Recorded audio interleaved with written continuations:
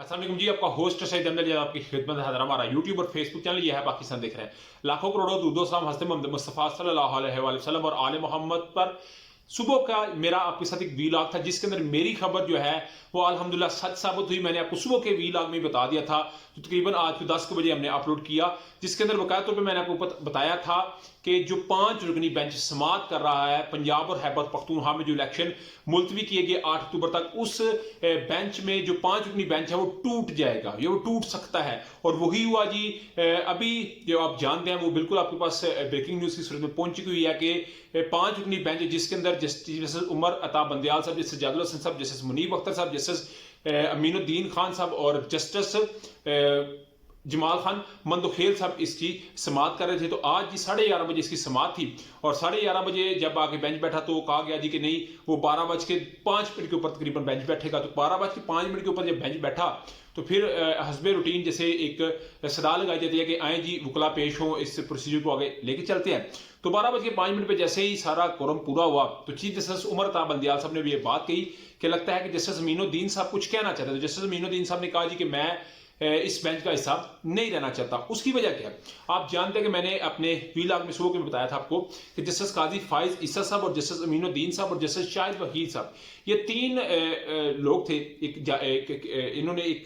जो है बेंच तश्कील दिया था जिसके अंदर ये बात देखी गई थी कि जितने भी अद्भुत नोटिस दिए गए हैं चीफ जस्टिस साहबान की तरफ से, उनके ऊपर जब तक उनकी कोई कट शेटिंग नहीं हो जाती, कोई उसमें वाइड या वैलिड नहीं हो जाता, उस वक्त तक जितने अजहर नोटिस हैं वो खत्म हो जाने चाहिए, उनको मुलतवी कर देना चाहिए। जिसके ऊपर जस्टिस शाहिद वहीद साहब का इख्तलाफी नोट आया था कि ऐसा नहीं होना चाहिए, मगर जस्टिस काजी फायज ईसा साहब और जस्टिस अमीनुद्दीन साहब ने बकाया तौर पर यह बात की नहीं, बिल्कुल जी, जब तक कायदो ज़ाबत जो प्रैक्टिस और प्रोसीजर्स के अंदर तब्दीली नहीं आ जाती, जब तक चीफ जस्टिस साहब को अद्भुत नोटिस का इख्तियार खत्म नहीं हो जाता, उस वक्त तक वो सारे नल एंड वाइड होने चाहिए। तो जस्टिस अमीनुद्दीन साहब ने रात को सुबह सिग्नेचर किए हुए थे, तो सुबह वो किस तरह इस बेंच का हिस्सा बन सकते थे? उन्होंने कहा जी बिल्कुल मैं इसका हिस्सा नहीं बनूंगा और ये आपका अद्भुत नोटिस है तो मैं क्यों इस पे इसका हिस्सा बनूं। मैंने तो रात को ये इख्तिलाफी नोट दिया जिसके ऊपर उनको 12:30 बजे तक इतलात है कि बनाने की कोशिश की गई और कहा गया कि जनाब आप बिल्कुल किसी सूरत जो है वो ना हटे, आप इसका हिस्सा बने। ये 90 दिन में इलेक्शन का मुतालबा है, ये पाकिस्तानी अवाम का मुतालबा है। हमारी इंटरनल जो गुफ्तगू है उसको हम इंटरनली रखते हैं, उसको चैम्बर की हद तक रखते हैं, मगर इसको आप मत छेड़े। मगर वो बात छेड़ी गई और इस सारे मामले से उनको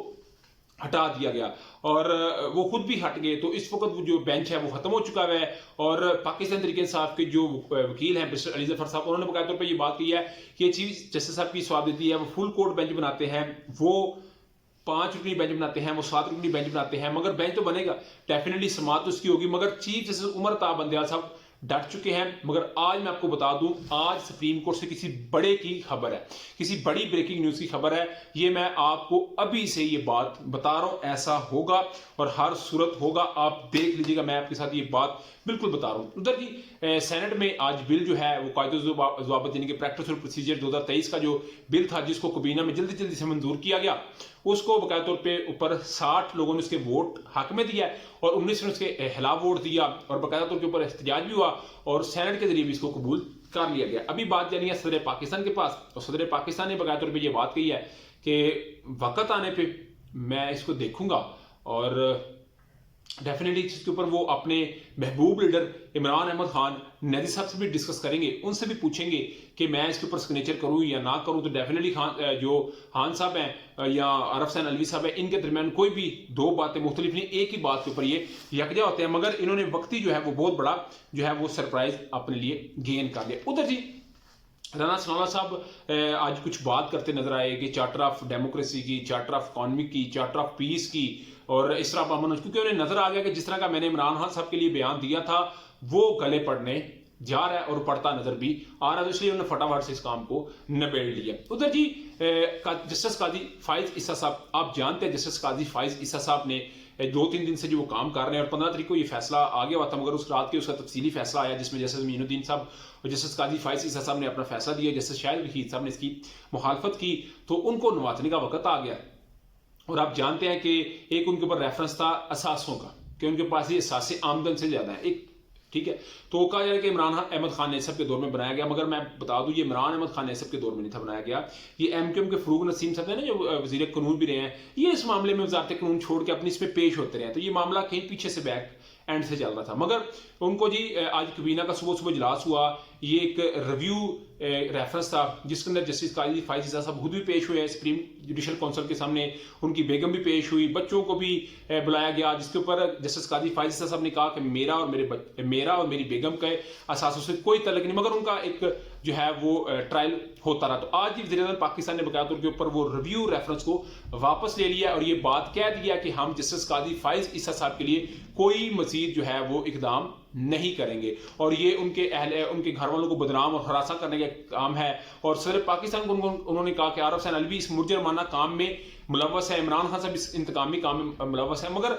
हम सियासत के उस नहज पे आके खड़े हुए हैं जहाँ पे शायद वापसी का अभी मुझे कोई नाश्ता खुदा नाश्ता नजर नहीं आ रहा, मगर कुछ लोग अभी भी ऐसे हैं जिस मामले को कर सके। उधर जी डॉन लीक्स के वाशिंगटन के जो अमेरिका का ब्यूरो चीफ है, उनको एक बहुत बड़ी ब्रेकिंग न्यूज दी है,